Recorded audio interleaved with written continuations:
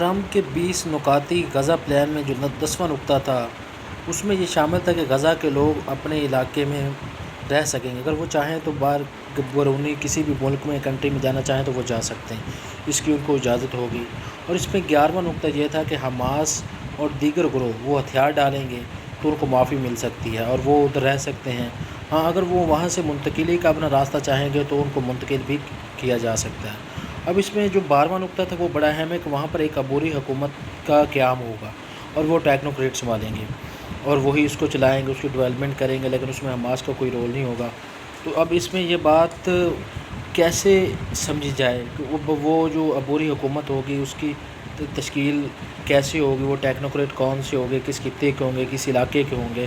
تو اس میں مبینہ طور پر تو برطانیہ کے ایکس پرائم منسٹر ہیں ٹونی بلیئر، ان کا نام لیا جا رہا ہے، جو کہ عراق وار کے حوالے سے بڑے مشہور ہیں۔ انہوں نے عراق میں کہا جاتا ہے کہ لوگوں کو قتل عام کیا، تو اس حوالے سے آپ دیکھنا ہے کہ ان کا کنٹریبیوشن ایک متنازع نام تو پہلے آ گیا ہے، ابھی اس کمیٹی کے باقی ممبران کے نام بھی آنا شامل ہیں، تو اس میں جو باقی ممبران ہیں وہ بھی غیر متنازع ہو سکتے ہیں۔ تو لیٹس سی دیکھتے ہیں کیا ہوتا ہے۔